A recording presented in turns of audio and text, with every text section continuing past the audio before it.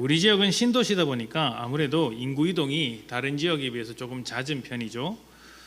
가까운 안동이나 예천에서 이사 오시는 분도 계시고, 멀게는 경기도나 전라도 쪽에서 오시는 분들도 계십니다.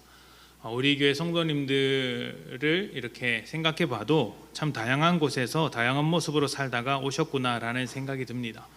물론 저도 이제 몇 년 전까지는 다른 지역에서 살았고 고향도 이곳이 아닙니다.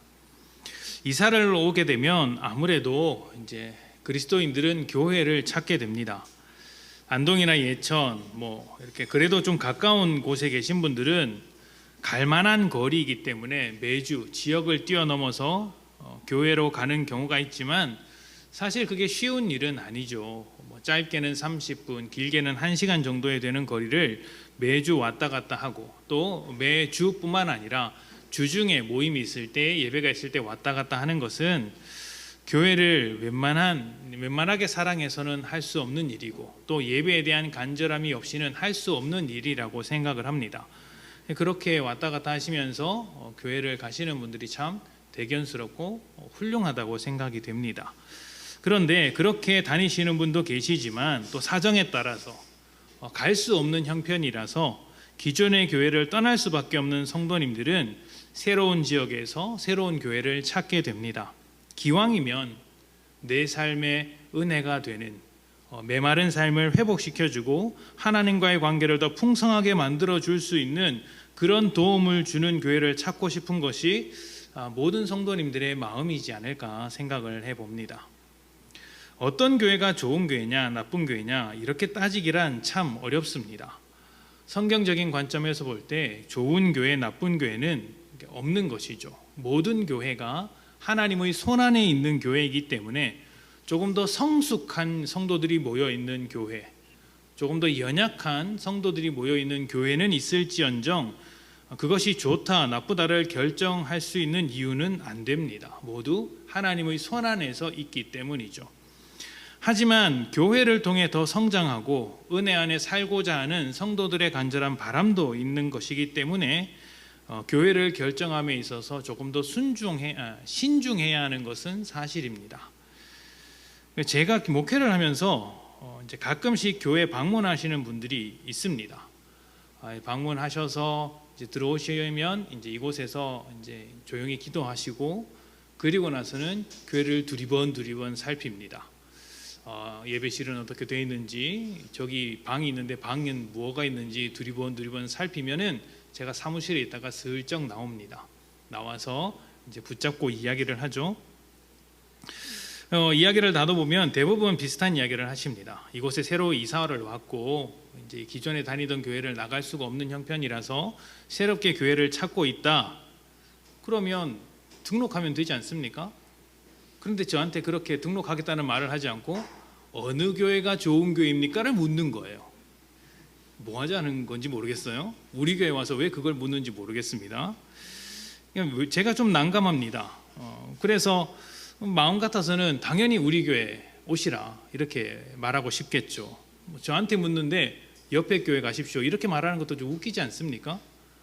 당연히 그렇게 이야기를 하는데 또 그렇게 말하는 것이 마냥 좋은 것은 아니기 때문에 우리 교회로 오라는 이야기를 하지는 않습니다.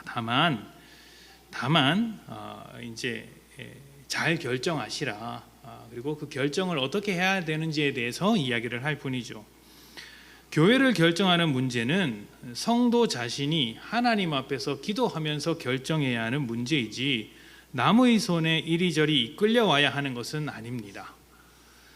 물론 초신자의 경우나 신앙에 부침이 있거나 방황하는 자 같은 경우에는 다른 사람의 도움을 얻어서 교회를 결정할 수 있습니다.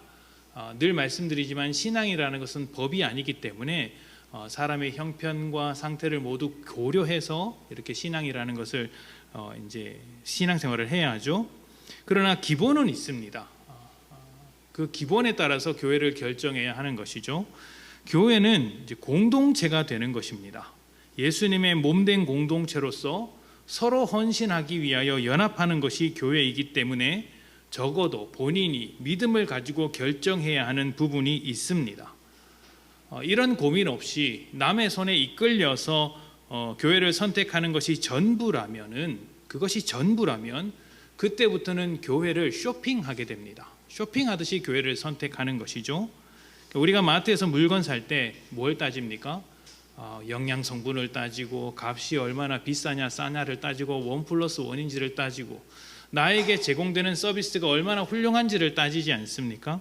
그런 것처럼 교회를 선택할 때도 이제 그 서비스를 평가하고, 좋아 보이는 내게 유리해 보이는 어떤 모양의 교회만 따라가게 되어 있습니다. 남의 손에 이끌려가면 그렇게 된다는 거예요. 그렇게 되면 이제 그때부터는 교회는 이제 홍보 전쟁, 마케팅 전쟁을 벌이게 됩니다. 우리 교회는 이런 것을 잘합니다. 우리 교회는 이런 서비스를 갖추고 있습니다. 우리 교회는 이런 프로그램을 가지고 있습니다. 계속 홍보를 하는 것이죠.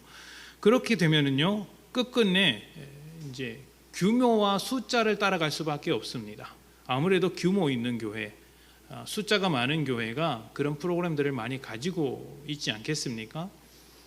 그러면 교회 가운데서도 커지는 교회는 커지고 작아지는 교회는 작아지고 이런 현상들이 벌어지는 것이죠. 제가 지금 큰 교회는 문제다 이런 말을 하는 것이 아니라는 것쯤은 알고 계실 것입니다. 크고 작음을 떠나서 교회가 무엇인지에 대해서 이해하고 있으라는 것입니다. 교회는 단순히 종교 하나를 갖는 것이 아닙니다. 예수님을 중심으로 하나의 몸, 연합체가 되는 것이죠. 서로 잘 모르던 사람들이 성령이 하나 되게 하심을 따라 공동체를 이루고 그 안에서 서로의 부족함을 감당하면서 예수의 성품을 가진 성도로 자라게 합니다. 세상에서는 좀 마음에 안 드는 사람, 불편한 사람을 안 보면 그만입니다. 그리고 내가 그 모임을 안 나가면 되죠. 근데 교회는 그게 아니라는 겁니다.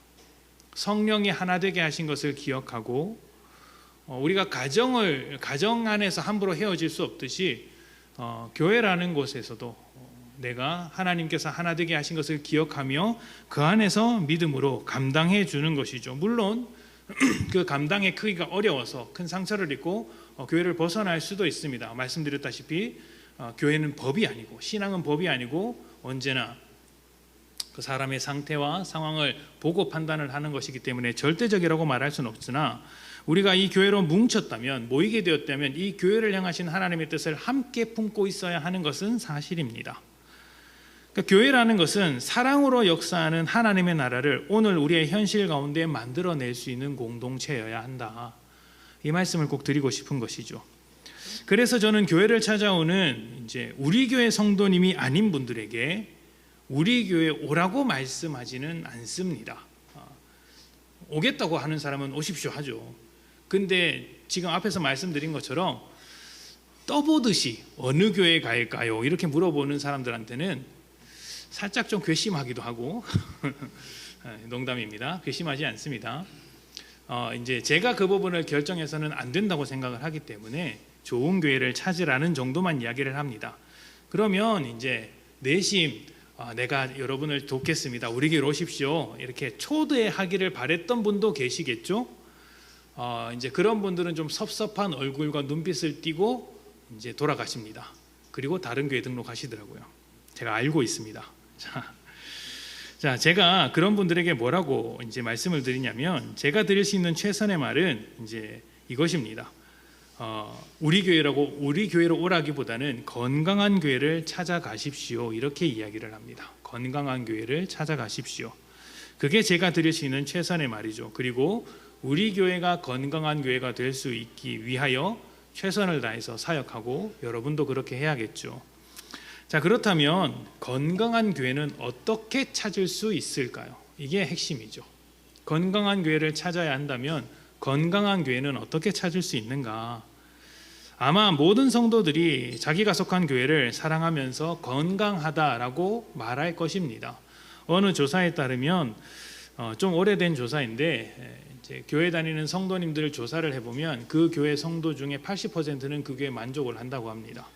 특히 담임 목사의 설교를 대단히 만족한다. 80% 이상 만족하고 감사하게 생각한다라는 조사 결과를 보았습니다. 성도들의 마음이 참 귀하죠. 성도님들의 마음이 참 귀하다는 생각이 듭니다.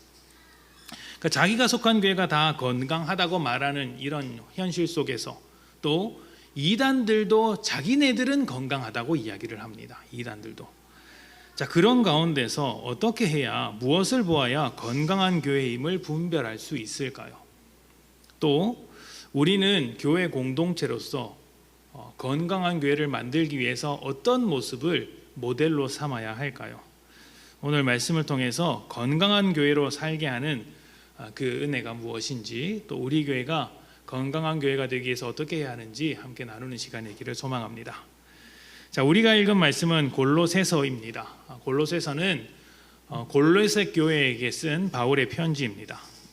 이 골로새 교회는 에바브라라고 하는 바울의 동역자가 세운 교회인데요, 수많은 초대교회가 그랬듯이 이단적인 사상, 잘못된 신앙에서 굉장히 어려움을 겪는 교회였어요. 초대교회는 아직 신앙의 뼈대가, 그 뿌리가 단단하게 자리 잡히지 않았던 교회였기 때문에 그러한 사상들이 교회 안에 들어와서 흔드는 경우가 굉장히 많았죠.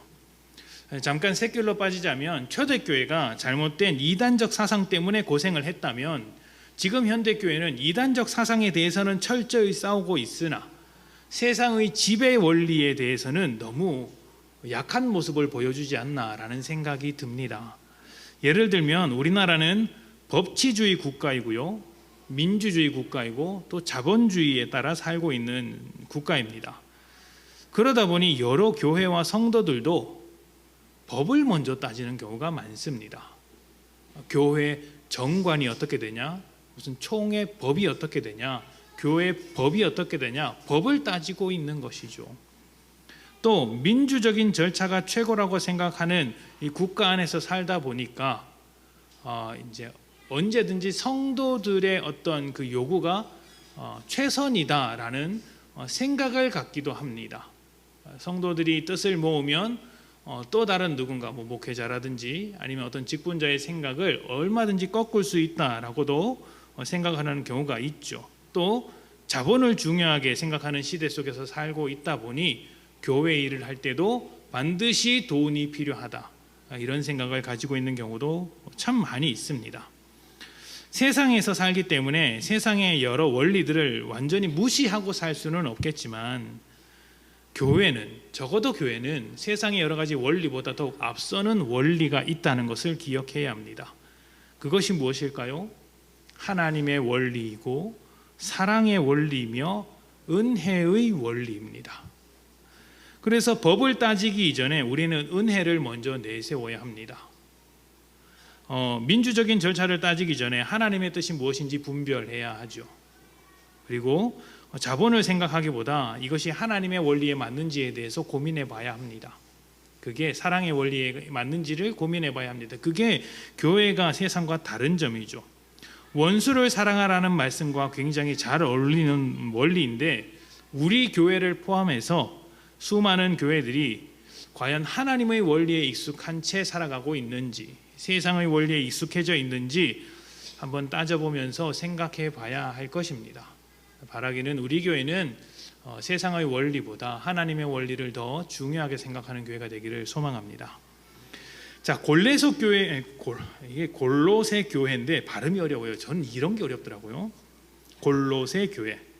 좋습니다. 자, 골로새 교회에게 이제 편지를 쓴 바울은 사실 골로새 교회를 한 번도 가본 적이 없었습니다. 그의 동역자 에바브라가 개척한 교회였고, 그 교회에 대한 소식을 들었지만 방문을 해보거나 교제를 해본 적은 없었던 거예요. 그런 상황에서 이제 처음 그들을 격려하고 또 잘못된 믿음을 바로잡기 위해서 편지를 쓰는 것입니다. 그게 골로새서예요. 만나보지 못한 이제 처음 인사를 하는 성도들에게 편지를 처음 쓰고 있으니까 얼마나 심혈을 기울여 쓰겠습니까? 이제 자라가는 교회가 건강한 방향으로 자랄 수 있도록 심혈을 기울여서 편지를 쓰지 않겠습니까? 바울은 이 소중한 편지에 골로새 교회가 건강한 교회가 되기를 얼마나 자기가 바라고 있는지, 얼마나 간구하고 있는지 내가 너희의 소식을 들을 때부터 기도했다라고 하면서 그 기도의 내용을 적고 있습니다. 너희 교회가 이런 교회가 되기를 바란다 기도했던 것이죠. 우리는 이 기도를 통해서 건강한 교회가 어떤 교회인지를 살펴볼 수 있습니다. 자, 말씀을 하나씩 보면서 은혜를 나눕시다. 골로새서 1장 9절입니다. 골로새서 1장 9절 우리 다 같이 봉독할까요? 자, 시작.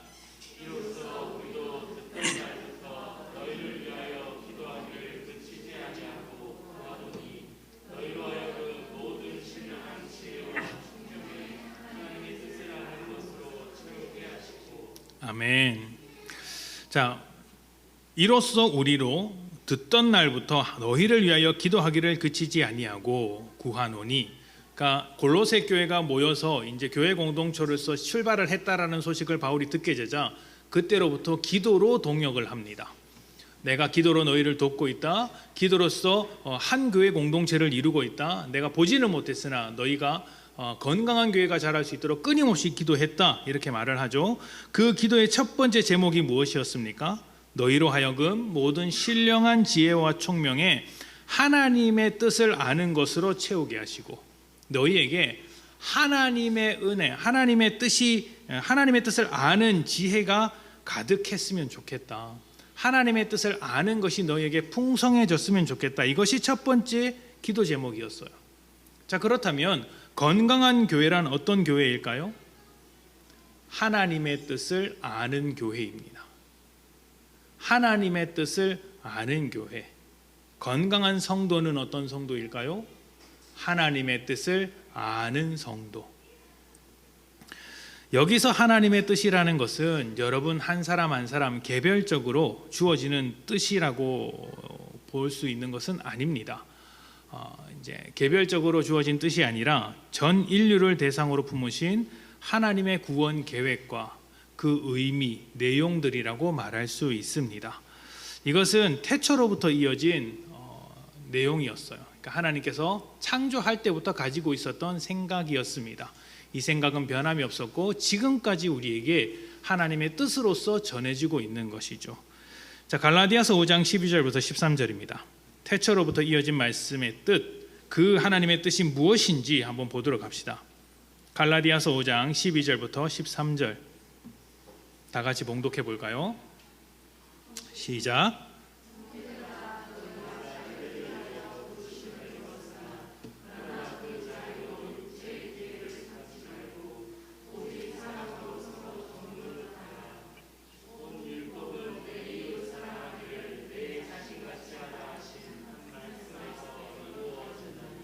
아멘. 자, 온 율법, 그러니까 모든 하나님의 말씀을 말하는 것이죠. 그 하나님의 말씀이 단 하나의 말씀에서 이루어졌다. 이렇게 말을 하고 있죠. 그 단 하나의 말씀이 무엇이죠? 내 이웃 사랑하기를 내 자신같이 하라. 이것입니다. 내 이웃을 사랑하라는 말씀이죠. 이것이 모든 율법의 요약본이고 핵심이다. 이웃을 사랑하는 것, 사람을 사랑하는 것이죠.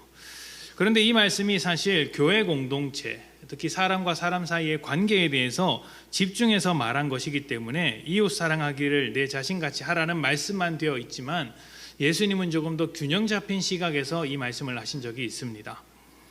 예수님은 하나님을 사랑하고 사람을 사랑하라 이렇게 말씀을 하셨습니다. 그러니까 우리는 갈라디아서의 말씀을 통해서 또 예수님께서 하신 말씀을 통해서 하나님의 뜻이 무엇인지 분명히 알 수 있죠.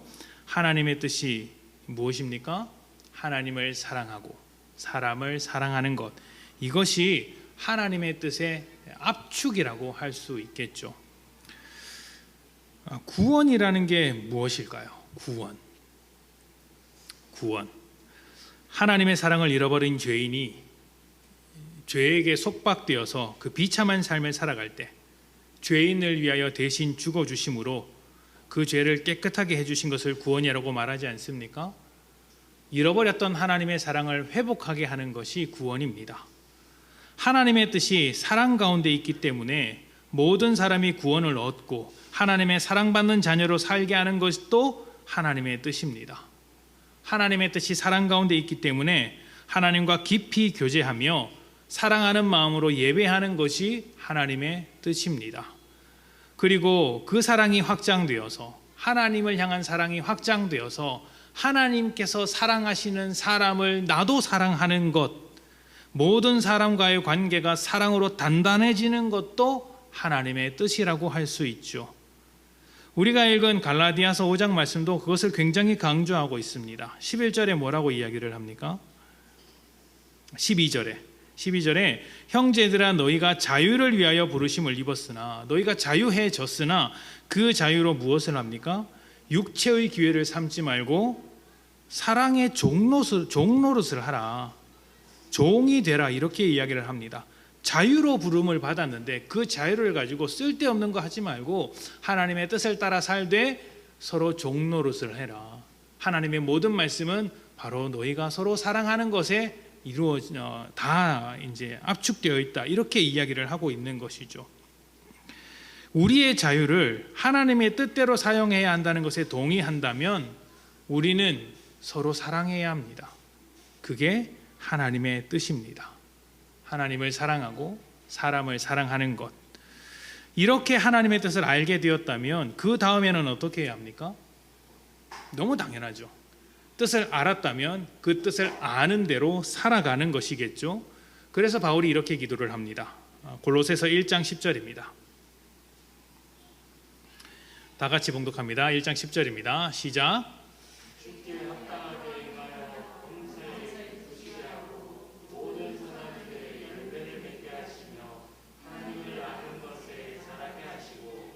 아멘. 자, 주의 뜻에 합당하게 행하라. 범사에 기쁘시게 하고, 그러니까 하나님을 기쁘시게 해라.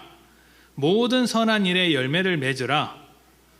그렇게 해서 하나님을 아는 것에 자라가게 해라. 이것을 위해서 이제 기도하고 있는 것이죠. 제가 여기서 주목하고자 하는 것은 범사에라는 말과 모든이라는 말입니다. 그러니까 주님의 뜻에 합당하게 살아가는 것, 주님의 뜻을 이루면서 주님을 기쁘시게 하는 일은 범사에 해야 한다. 모든 선한 일, 그러니까 일부가 아니라 모든 선한 일을 우리 삶 가운데 이루어 가야 한다. 선한 열매를 맺어 가야 한다라고 이야기하는 것이죠. 그러니까 주님의 뜻을 따라 살아가는 것은 내 유불리를 따져가면서 선택적으로 할 수 있는 일이 아니라는 거예요. 모든 삶 속에서 모든 일 가운데서 주님의 뜻을 따라가야 한다. 이 말씀을 하고 있는 것입니다. 누군가는 하나님의 뜻을 따라 살아갈 상황이 되지 않는다고 항변할 수 있습니다. 정말 남들보다 어려운 환경 속에서 살아가는 분들이 계시긴 하죠. 목회를 하다 보면 우리가 생각했던 것보다 훨씬 더 어려운 상황 속에서 살고 있는 분들을 이제 종종 만납니다. 정말 죽음을 앞두고 큰 병을 앓고 있는 분을 이제 만나기도 하고, 이제 이것이 아니라 다른 지역에서 목회를 할 때는 정말 이제 병원에서도 포기해서 죽음을 바로 코앞에 두고 그럼에도 하나님을 붙들고 몸부림치는 분을 이제 만나본 적도 있습니다. 그러니까 그분의 집에 방문해서 함께 기도하고 며칠 뒤에 이제 하늘나라에 올라가신 그런 모습도 이제 보게 되는 것이죠. 또 이제 직장이나 아니면 가족들과의 관계 속에서 차마 입 밖으로도 꺼내기 힘든 일들을 경험하는 분들도 많이 계셨습니다. 그 앞에서는 제가 목회자이지만 그 어떤 말도 쉽게 꺼낼 수가 없죠. 얼마나 큰 어려움을 이제 감당하고 있는지 제가 감히 어떻게 생각을 할 수 있겠습니까? 정말 남들보다 어려운 환경 속에서 힘들게 살아가는 분들이 계십니다. 그분들을 보고 있으면 버티고 있는 것이 참 용하시다. 저럼에도 믿음을 포기하지 않고 하나님과 함께 살려고 하는 저 믿음이 참 대단하다. 목회자이지만 나도 저 믿음을 배워야 하겠다 생각될 때도 있습니다. 그럼에도 모든 순간순간 하나님의 뜻을 따라 살아가야 한다고 말씀을 드리는 것은 하나님의 뜻에 맞게 살아가는 그 삶이 상황과 상관없이 언제나 가능한 것이기 때문입니다. 언제나 가능한 것이기 때문이에요. 가장 비참한 그 자리에서도 우리는 하나님의 뜻을 따라 살아갈 수 있는 것이죠. 구약 성경에서 다윗을 한번 생각을 해보십시오. 사울에게 쫓겨서 동굴 안에 있을 때에도 하나님의 뜻을 따라가야 했었고, 왕의 자리에 있을 때에도 하나님의 뜻은 동일했고 하나님의 뜻을 따라가야 했습니다. 사람의 형편과 상관없이, 현실과 상관없이 여전히 하나님의 뜻은 우리가 따라 살아가야 할 불변의 진리라고 할 수 있겠죠.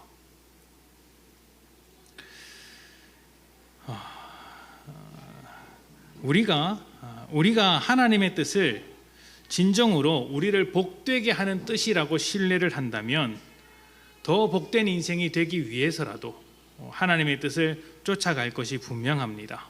그런데 우리가 여러 가지 상황을 이유로, 어려움을 이유로 하나님의 뜻을 선택하지 않는다고 한다면 사실은 그 상황 때문이 아니라 하나님의 뜻보다 더 좋은 것이 있다고 믿기 때문에, 하나님보다 나를 더 유익하게 만드는 것이 있다고 생각하기 때문에 그것을 붙잡는 것은 아닌가 질문을 던져봅니다.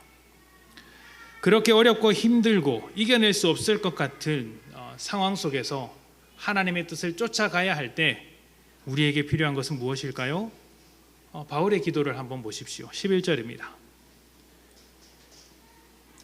골로새서 1장 11절인데요. 세 번역으로 보도록 하겠습니다. 세 번역으로. 하나님의 영광의 권능에서 오는 모든 능력으로 강하게 되어서 기쁨으로 끝까지 참고 견디기를 바랍니다. 아멘. 하나님의 능력으로 능하게 되기를 기도합니다. 하나님의 영광의 권능에서부터 오는 능력으로 내가 강하게 되기를 원한다. 그런데 그렇게 강하게 되면 뭘 합니까? 어려운 상황을 이겨내는 겁니까? 그 여러 가지 나에게 힘들게 만들었던 그 모든 어려움들을 타파해 나가는 것입니까? 그게 아니죠. 그런 어려움 중에서도 기쁨으로 견디는 겁니다. 기쁨으로 견디는 거예요. 상황이 달라지지 않고 오히려 내 마음이 단단해지고 내 믿음이 굳세어져서 그 어려움을 참고 견디는 것이죠. 이것이 참 놀라운 기도입니다. 그런데 여기서 끝까지 참고 견디는 것이 어떻게 기쁜 일이 될 수 있을까요? 끝까지 참고 견디는데 그것을 기쁨 가운데 하라고 하지 않습니까? 그게 왜 기쁜 일일까요? 견디고 참고 이런 것은 속 터지는 일 아닙니까? 근데 왜 기쁜 일이라고 말할까요? 우리는 고난이 오면 하나님으로부터 벌을 받는다고 생각을 합니다. 내가 뭐 잘못해서 하나님께 나에게 벌을 내리시는구나. 그런데 하나님은 우리가 뭘 잘 못한다고 벌 주시는 분이 아닙니다. 우리가 죄인으로 살아갈 때 십자가를 지셔서 구원해 주신 하나님께서 그래도 조금 나은 하나님의 자녀로 살다가 조금 실수했다고 벌을 주시겠습니까? 그렇지 않고 하나님은 우리의 약함을 도우시고 긍휼히 여겨주십니다. 더 잘할 수 있도록 힘을 주시는 분이시죠. 벌처럼 느껴지는 고난들은 사실 이 세상에 있는 죄의 부산물입니다. 하나님의 뜻에서 벗어난 세상에서 얼마든지 겪을 수 있는 것이죠. 우리가 세상과 같은 흐름 속에서 살아간다면 이런 어려움들은 훨씬 덜할 것입니다.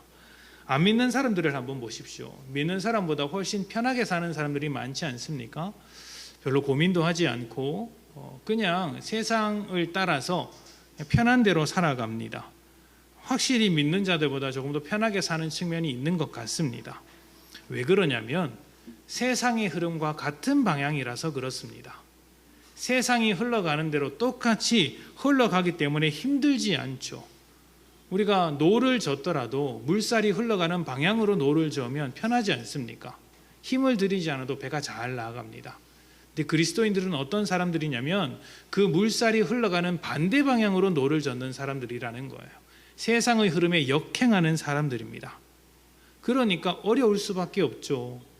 같은 모양의 삶을 살고 같은 배를 타고 가더라도 세상의 사람들은 편하게 가도 우리는 어렵게 가는 겁니다.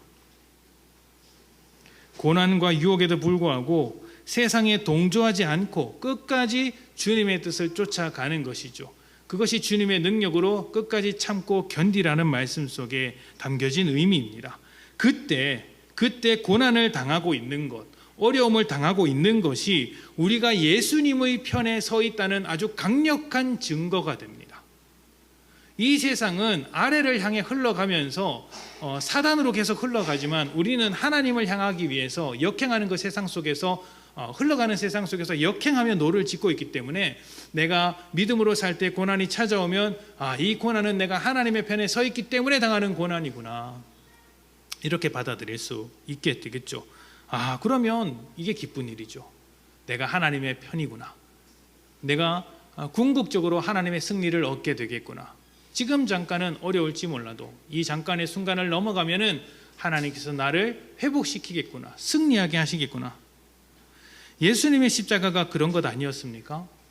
그 순간, 십자가에서 죽으시는 그 순간을 보면 죽음밖에 없는 절망스러운 일이겠지만, 부활이 있는 자에게 십자가는 모든 인류를 구원하는 영광의 순간이자 기쁨의 순간입니다. 바울은 지금 그 이야기를 하고 있는 것이죠.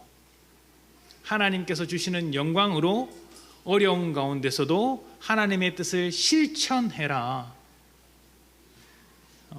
그렇게 실천하면 어떻게 되는지 아십니까? 제가 1부 예배 때는 말씀을 안 드렸는데, 이제 제가 1부 예배 끝나고 2부 예배를 준비하면서 항상 원고를 한 번 더 읽습니다.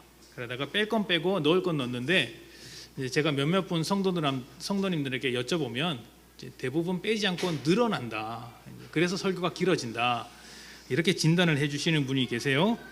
정확한 진단입니다. 그래서 오늘도 내용이 좀 더 들어가서 원고는 없는 내용인데 11절 말씀을 한번 봅시다. 11절과 12절 혹시 띄워주실 수 있을까요? 10절에서 하나님의 뜻을 아는 것으로 우리가 이제 11절 12절이 아니죠. 죄송합니다. 10절 11절 맞나요? 10절.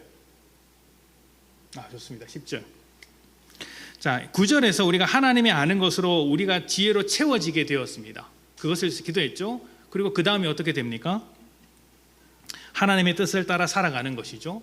하나님의 뜻을 따라 살아갑니다. 그 범사에 기쁘시게 하고 모든 선한 일에 열매를 맺게 하시며, 그렇게 하나님의 뜻을 따라 살게 되면 그 다음에 뭐가 나옵니까?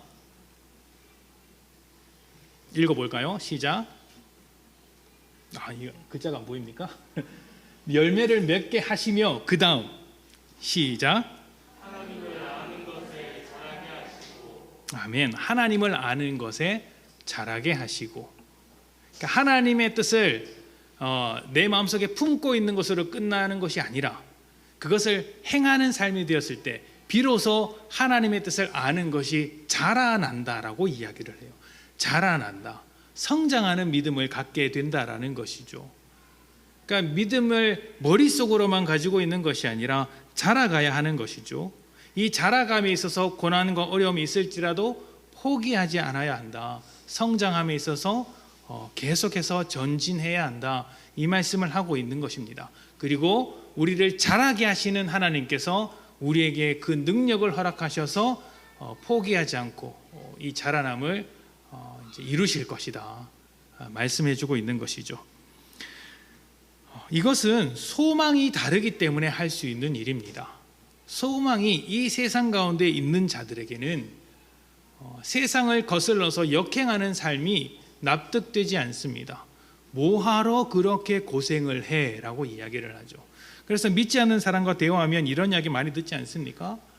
왜 그렇게 매주 교회를 가냐? 한 달에 한 번, 네 마음이 힘들 때 한 번 가서 위안을 받으면 되는 것 아니냐? 이렇게 말하는 분들도 종종 계실 겁니다. 그런데 여러분, 교회에 위안을 얻으러 오십니까? 위안을 얻을 수 있습니다. 하나님께서 주시는 은혜 가운데는 위안도 있습니다. 그런데 위안이 목적이 아니죠. 위안이 목적이 아닙니다. 하나님을 사랑하기 때문에 우리가 모이는 것이고 사랑하는 마음을 담아서 예배하는 것이죠. 예배 가운데 위안을 얻을 수 있습니다. 그러니까 위안이 목적이 되면 내 마음 가운데 힘든 게 없고 항상 평안하면은 교회에 올 이유가 없는 거예요. 왜 옵니까? 내가 즐거운데.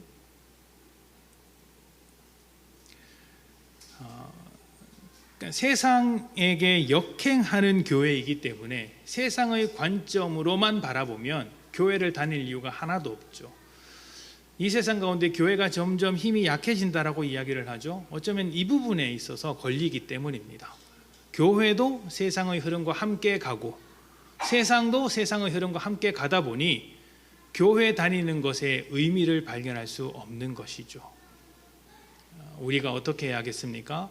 더욱더 열심히 세상을 역행하는 방향으로 노를 저어야 합니다. 그래서 이 성도님들에게 이런 말씀을 드리는 게 좀 죄송스러운데, 여러분 믿음으로 살면서 편하게 살 이제 마음을 어느 정도는 내려놓으셔야 돼요.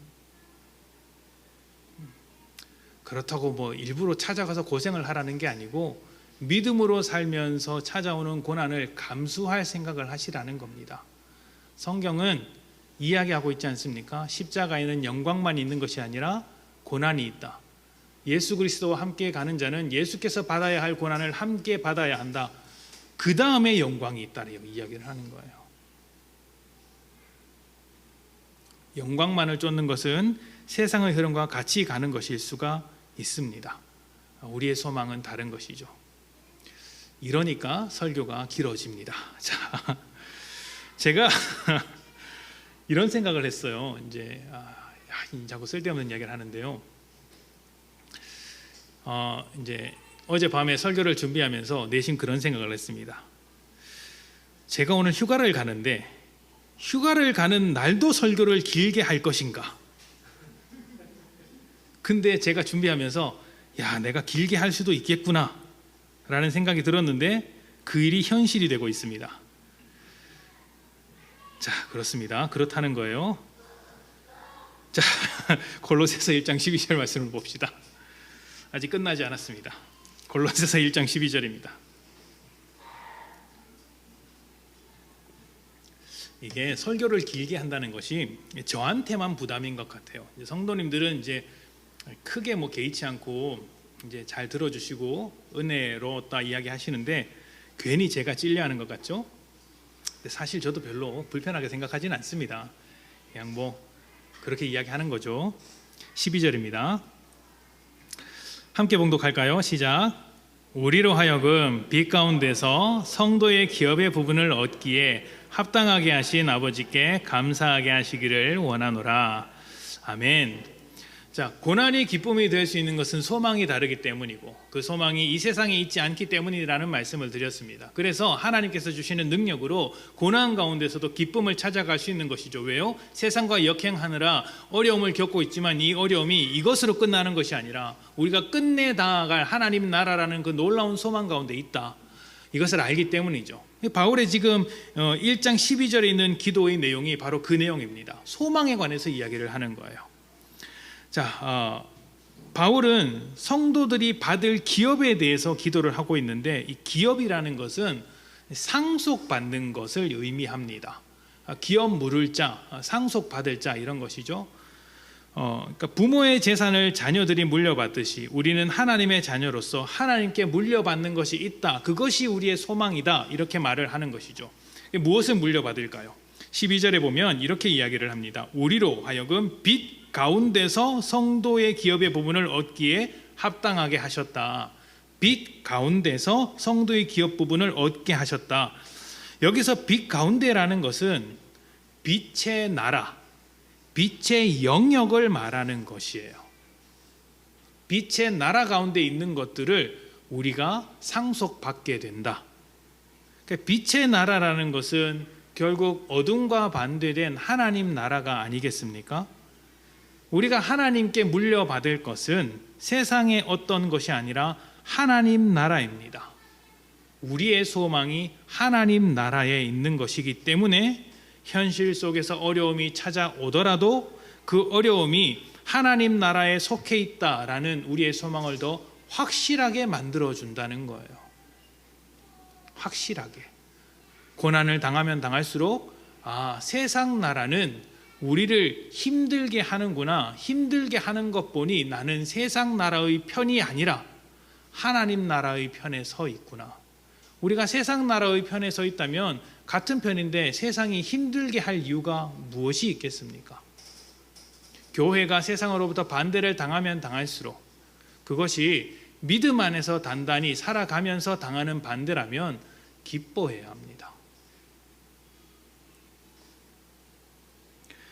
우리의 소망이 하나님 나라에 있기 때문에 고난이라는 것은 우리의 소망을 더 확실하게 만들어주는 것이고 그래서 기뻐할 수 있는 것입니다. 이러한 바울의 기도는 골로새 교회가 조금 더 건강한 교회가 되기를 바라는 소망의 기도였습니다. 자, 그렇다면 건강한 교회는 어떤 교회일까요? 바울의 기도를 정리해 보면 건강한 교회라는 것은 하나님 나라의 소망을 두고 하나님의 뜻을 충만히 채워서 그 뜻을 내 삶 속에서 이루어가는 교회라고 할 수 있겠죠. 하나님의 말씀대로 살면서 어려움이 찾아오더라도 하나님의 나라를 포기하지 않고 소망으로 붙잡으며 그 나라를 이루기 위해 애쓰는 교회가 건강한 교회라고 할 수 있는 것입니다. 앞에서 제가 찾아오는 분에게 어떤 교회를 찾아가라 말씀했는지 기억하시죠? 건강한 교회를 찾아가라 이렇게 말씀을 드린다고 했습니다. 차마 우리 교회로 오라고 말씀을 드릴 수 없기 때문에 우리 교회 좋으니까 우리 교회로 오십시오 라는 말씀을 너무 대놓고 하기에는 제가 뻔뻔하지 못해서 그냥 좋은 교회, 건강한 교회로 찾아가라고 말씀을 드리는데 그것으로 끝나지 않고 꼭 덧붙여서 드리는 말씀이 있습니다. 메시지가 살아있는 교회를 찾아가라고 말씀을 드리는 것입니다. 제 의도를 모르는 분들은 자기 교회 오지 말고 딴 교회 가라고 쫓아내나 보다 이렇게 생각하실 수도 있는데 그게 아니라 우리 교회도 건강한 교회인데 기도함으로써 그것을 결정했으면 좋겠다라는 마음에서 그렇게 이야기를 하는 거예요. 그러면서 메시지가 살아있는 교회로 찾아가라 이렇게 말씀을 드립니다. 여러분, 메시지가 살아있다는 것은 단순히 설교가 좋다 이런 말씀을 드리는 게 아닙니다. 그런 것과는 좀 다릅니다. 저에게 있어서 메시지가 살아있다는 것은 강단에서 선포되는 말씀과 성도들의 삶이 같은 방향으로 흐르는 것을 말합니다. 그리고 이 방향은 하나님의 방향이어야 합니다. 그러니까 강단에서 선포되는 말씀도 하나님의 방향에 따라 함께 흘러가야 하고 그 말씀을 듣고 살아가는 성도의 삶도 하나님의 방향에 따라 그 들은 말씀을 가지고 살아가는 것이죠. 같은 흐름을 타고 가라할 때 메시지가 살아서 움직이는 교회라고 말할 수 있다는 거예요. 이것을 위해서 목회자는 하나님의 뜻을 성도들에게 가르치기 위하여 혼신의 힘으로 말씀을 준비하며 선포하고 성도들은 그 말씀을 듣고 삶에 깊이 적용해서 살아내려고 하는 것. 한 주 말씀을 듣고 지나가는 것이 아니라 끝나는 것이 아니라 어려움 중에도 하나님 나라에 대한 소망을 품고 하나님의 말씀을 중심으로 살아내려고 하는 것입니다. 여러분, 참 놀라운 게 여러분이 정말 하나님의 말씀을 중심으로 살려고 애를 쓰기 시작하면 그때부터 세상이 고난을 줍니다. 제가 확실하게 보장할 수 있습니다. 직장에서 하나님의 뜻대로 한번 정직하게 또 하나님의 뜻대로 하나님의 말씀 안에서 원수를 사랑하기 위해서 한번 살아보십시오. 기가 막히게 공격하는 사람들이 있습니다. 사랑을 하면 호구로 보는 사람들이 있습니다. 놀랍죠? 용서의 마음을 가지고 가면 그 용서의 마음을 이용하는 사람들이 있습니다. 그러면서 그 사람들은 자기가 죄인인지 몰라요. 현명하다 이야기를 합니다. 세상의 편이기 때문이겠죠. 그런 삶이 편하다면 세상의 편이기 때문입니다. 근데 믿는 자는 그렇게 살 줄 알아도 불편해서 못 삽니다. 불편해서. 하나님의 편이기 때문이죠. 그래서 세상으로부터 당하는 고난에도 불구하고 하나님의 뜻대로 세상에게 역행하겠다 하는 것이죠. 이러한 모습을 보여주는 것, 어려움 중에도 소망을 품고 하나님의 말씀을 중심으로 살아가는 성도들, 그리고 그 성도들을 위하여 말씀을 단단히 준비하는 목회자, 이들이 모두 힘을 합하여 하나님의 방향으로 나아가며 하나님의 나라를 위해 애를 쓸 때 그 교회가 비로소 건강한 교회다 말할 수 있을 것 같아요. 우리 교회 표어가 있죠. 2022년 표어가 무엇일까요? 가르쳐 지키게 하라입니다. 근데 2022년 표어 말고 원래 우리 교회가 처음부터 가지고 있었던 표어가 하나 있습니다. 주보에 살짝 작게 나와 있고 홈페이지에 크게 나와 있어요. 무엇인지 아십니까? 말씀이 삶이 되는 교회, 말씀으로 하나 되는 교회입니다. 지난주 말씀이 용서에 관한 것이었죠. 기억하십니까? 이 용서에 대한 말씀은 사실 말씀으로 하나 되는 교회를 위해 필요한 말씀이었어요. 그리고 오늘은 말씀이 삶이 되는 교회가 되기 위하여 메시지를 선포합니다. 건강한 교회는 저를 포함해서 하나님의 말씀으로 삶을 살아내는 성도들이 모여 있는 교회가 건강한 교회입니다. 목회자의 설교가 훌륭한 것이 아니라 성도들의 삶이 교회를 건강하고 훌륭하게 만드는 것이죠. 저는 우리 교회 늘사랑교회 성도님들이 믿지 않는 자와 모든 믿는 자들, 모든 교회의 본이 되는 건강한 믿음을 가졌으면 좋겠습니다. 그렇게 되실 거죠? 아멘. 이 땅이 아니라 하나님 나라의 소망을 두고 하나님의 뜻에 충만하게 되어서 죄로 가득한 이 오늘의 현실을 하나님의 나라로 바꾸어 나가는 교회, 말씀이 삶이 되어서 많은 그리스도인들이 사모하며 부러워하는 교회가 우리 교회 늘사랑교회 성도님들이 되시기를 축복합니다.